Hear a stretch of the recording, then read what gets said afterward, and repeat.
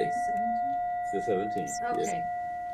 So the reading from Emmett Fox for September 17th is called Testimony.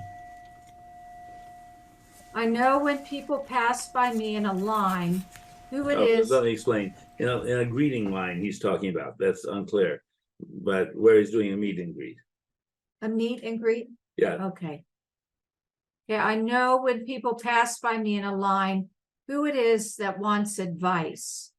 They have to tell me their story in a minute. I have to get their story straight, and they have to come to the point. And as a rule, they don't. They usually say instead, I am not going to take up your time. I know a public man doesn't have much time. I thought if I could just talk to you and tell you what is in my mind. But why don't they do it? Because they are worried so that they cannot say what is on their mind. If I may seem impatient, do forgive me. I know if you have a problem, it will be difficult for you to come to a point. If you could, it would not be much of a problem. But this I can say to you, in my work, I have every sort of person coming to me for advice and help. I have been doing this work now for many years, and there's not any kind of person who has not told me everything about himself. I have never found a case that couldn't be changed and put right if the patient would cooperate. And then there's a quote from Psalm 145, verse 4. One generation shall praise thy works to another and shall declare thy mighty acts.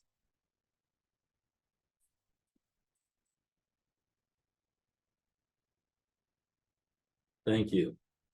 Well, the topic today is speaking our imperfect truth to God and to humans. And he was reading this in advance that sort of led me to it. Because what Fox is talking about basically is learning to speak truth without adornment, without prevarication. And this is something that's important in, as far as I know, all the different major religions, at least the ones I'm familiar with. And Fox is really talking about speaking imperfect truth. Because, first of all, let's be clear, while we're here, and probably while we're on the other side, we do not know perfect truth. It is not possible. All we have is our own perception of it. And whatever we do, whatever we say, whatever actions we request from the divine or from this world, we have to keep in mind that we don't know everything.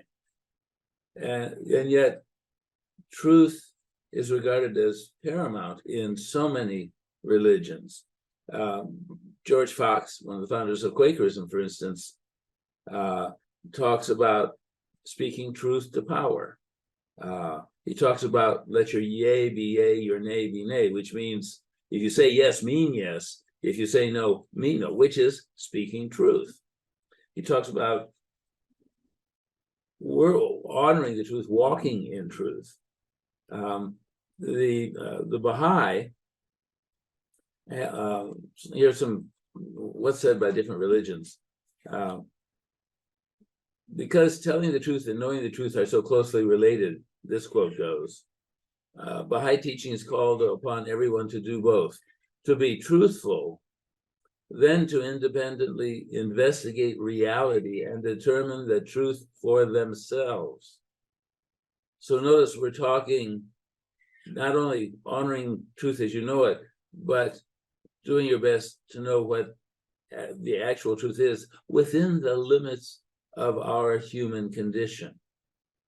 Then another quote from Abdul Baha, one of the founders, or one of the leaders. We must not look for truth in the deeds and actions of nations. We must investigate truth at its divine source.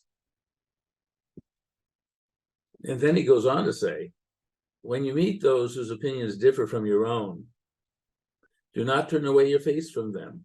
All are seeking truth, and there are many roads leading there too. Which, if you think of it, fits our core belief, there are many roads home. Another one is, let the light of truth, and this is all Baha'i, let the light of truth and honesty shine from your faces, so that all may know that your word in business or pleasure is a word to trust and be sure of. And then he goes on to say, forget yourself and work for the whole. So here we're looking at speaking truth on this plane, and yet there is a spiritual act behind it. And then the Sikh Guru Nanak is quoted, truth is high, but higher still is truthful living, which is what the Quakers preach.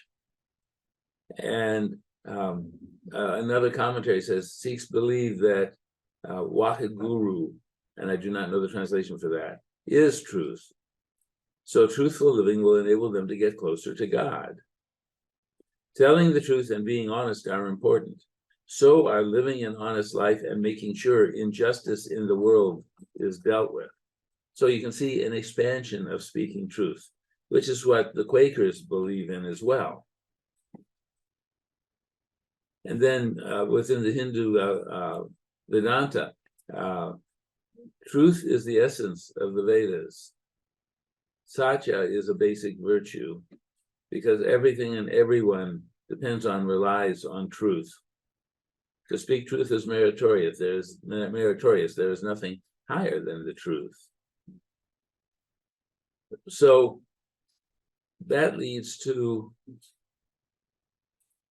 acknowledging that we know truth imperfectly.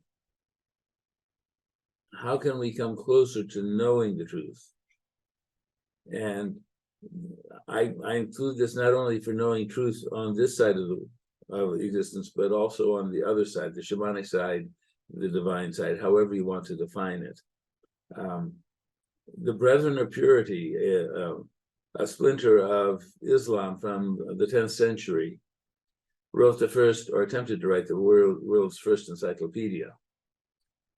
They taught that the seeker of truth must, and this is a direct quote from them, shun no science, scorn no book, nor cling fanatically to a single creed.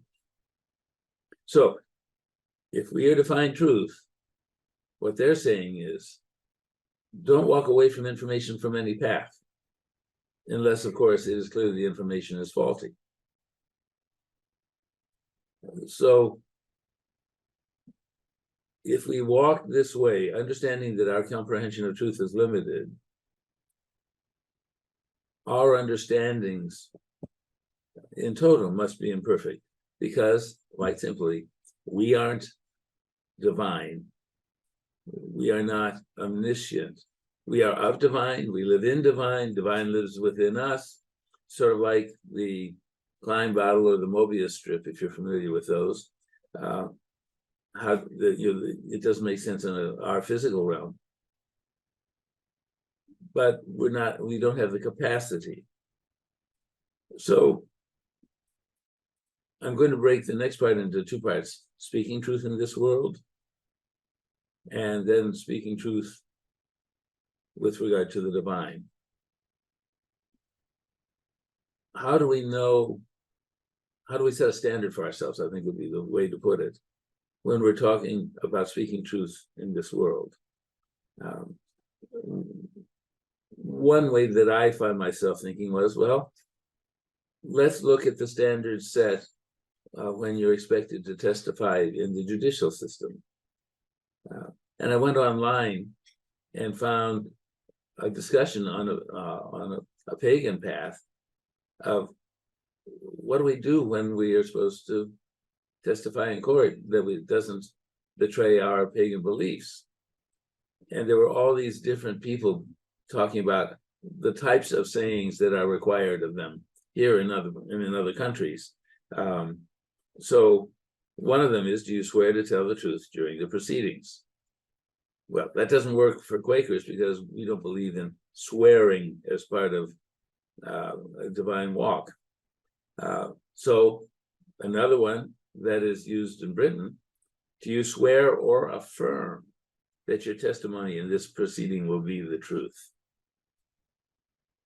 Now, one of the pagans contributed one, I promise by all I hold sacred that the evidence I give shall be the truth, the whole truth, and nothing but the truth. In Sweden, I promise by all I hold sacred that the evidence I give shall be the truth, the whole truth, and nothing but the truth. Now, there's an issue here, if you notice, because you're talking, you're committing to tell the whole truth, even if you acknowledge that you have imperfect understanding, which leads us to perhaps to speak the truth, the whole truth, the nothing but truth, as I understand it, would probably be a better commitment. We as a spiritual people, I suggest to you, should be walking the world, living in truth, speaking truth, or perhaps better said, the truth as we know and see it as of this moment.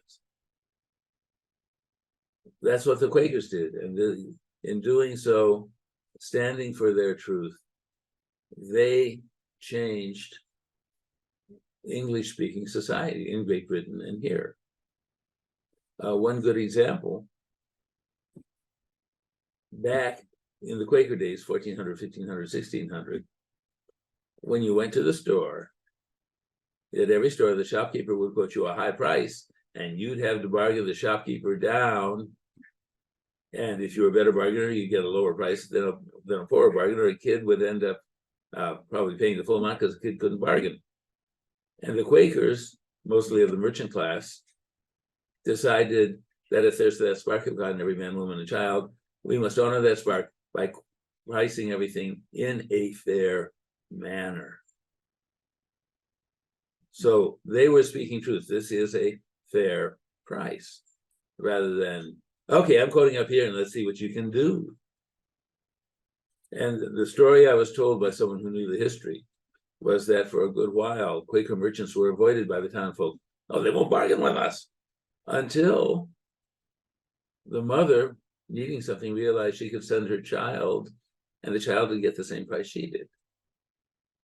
And travelers coming into town would ask where the Quaker merchant was because they knew they would not get cheated.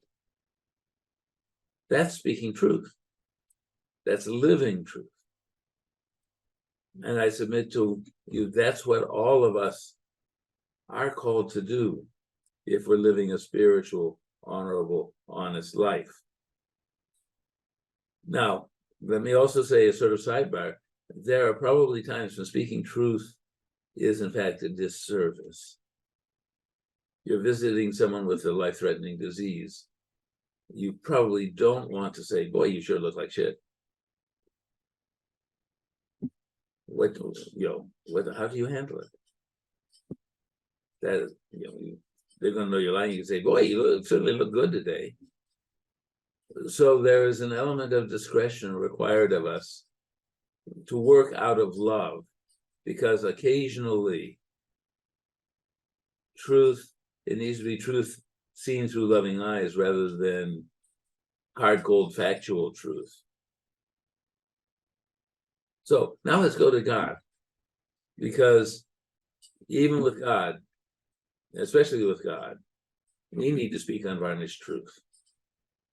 Well, we don't need to. He'll put up with us, I'm sure, if we lard it around. I remember reading a book by Earl Roberts where essentially he was boasting about this seriously ill child that they expected to die before morning, and how he got down on his knees at 6 o'clock at night and prayed by the bedside, even sweating profusely as he prayed through the night until morning and dusk came, or dawn came, and the child was okay. Sister Pepper always said, Emmett Fox says, just pray once, then go about your business. God hears you. Similarly, Emmett Fox was talking about, someone stops in line and goes on and on and on and on, as opposed to, I'm in real trouble. Here's the problem. Tell me what to do, or please help me, or please pray for me. I get the same thing. Fortunately, not from you. You guys are pretty blunt. But I get calls from people seeking support, seeking prayer, and they may bend my ear for 15, 20 minutes before we can get down to brass tacks. That's a waste of time. That's not speaking truth. Our job is to place before God our concerns. If we're giving praise to God, be straightforward there too. But don't waste your energy, our energy. Don't pretend you know the proper solution. This is one thing that you notice often when we go into prayer time. I say, don't tell God what to do, because the divine has a lot more knowledge than we do. Well, a corollary to that is, if you want to tell God what you think, that's fine, but do it in the Jewish way. The Jewish say prayer or something better.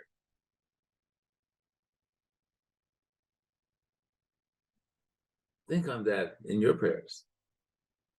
Dear God, I really need better housing, or I really need housing. Please help me find something that would be at least 1 bedroom and affordable to me, or something even better. So you're speaking your truth, you're speaking your need in truth and simply, but you're also opening the door for the divine to do something even more wonderful for you. My sister used to talk about gratitude, and I think it's relevant here. If you're not expressing gratitude frequently every day for all the good, you ought to be. My sister said that what she was taught in her studies with Chinese shaman is that the more you express gratitude for what the divine has provided you, the bigger the pipe becomes for the next load of good things for you. Consider that. And consider that in your prayers. God, thank you for this. Thank you for this. I'm having trouble with this. And you can even give thanks in advance for that. And thank you for providing the solution. Whether it's this that I'm seeing, but I'll be glad to accept something even better. And make that your habit. To talk plain talk. And on this world, to walk a plain, clear walk of righteousness and truth. And with the divine, allow that truth. When you talk with the divine, but also when you listen to the divine, as the Quakers say, listen to the message from the spark of God within you, the divine spark within you. And it is by doing that that we can come closer to absolute truth, to have a less imperfect truth to walk about, to believe, to act on. And that's what I have to say today, folks. So anyone with something to contribute? Phyllis. I just know that for myself at times that when I'm in need, and I don't know how this fits in exactly, that sometimes I will tell someone, I need to just talk this through. And I have to just talk through circumstances. And then sometimes I'm aware that other people that I'm with sometimes just need the value of talking through something, I think, in order to get to a truth. And I know that happens for me too, by talking through things, I can reach a truth that I'm not aware of prior to that. Okay. Lori C. Yeah, I think also it's kind of similar what Phyllis was saying, that sometimes people need to talk because they need to vent their frustrations. But one thing you mentioned earlier, we were talking about, in a court of law, I swear to tell the truth. And when I was in high school, my my Sunday school teacher, maybe very unwisely, said, "Go ahead, ask anything you want." But when I asked, well, why are we told to put our hand on a Bible and swear to tell the truth, the whole truth, and nothing but the truth? If you open it up, Jesus said, "Do not swear by a hair on your head." And he was like, "Well, you just have to do it." And I said, but why? It's only one little thing. It's like, well, isn't that what we're supposed to? I'm just glad to hear that I'm not the only person who noticed. So maybe I should have been Quaker instead of United Methodist. Well, George Fox has said, took the literal where most churches made it figurative or metaphorical, and took what most churches take as literal and made it metaphorical. Karen W. I agree with you. Maybe just to ask God one time of what your wants are, but I think I read in there somewhere with pray without ceasing, and to me that would be over and over sporadically, for days on end, or 1 hour praying about the same thing. So I don't know then what that could be as far as pray without ceasing. Yeah. You want to answer? Go ahead. Okay. I think the difference is you're launching a request, whereas to me, pray without excuse me, pray without ceasing is maintaining your connection with the divine, that cord of connection, that constant flow, as opposed to over a specific request. Yeah, so, but you were making reference to maybe ask him once and that should be enough, so. Yeah, for a request. But that doesn't mean that I don't seek to walk in the divine consistently. To me, that's a separate thing. That's trying to exist with the divine, in the divine. And then the other thing I just wanted to make a statement on is, I've told couples, your perception, Mrs. So-and-so might be different from your husband's because he was raised in a different family. And of course you were, because if you were raised in the same family, then you shouldn't have married in the first place. So your perceptions will be different because we were raised different and we saw things differently. And so that should make sense to most people. Amen. Thank you. Ellie?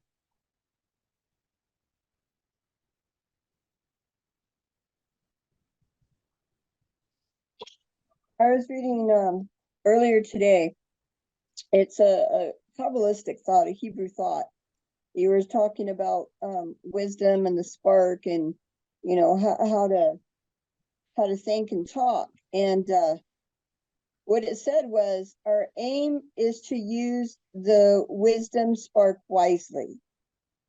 If the spark is drawn from wisdom, it burns truly.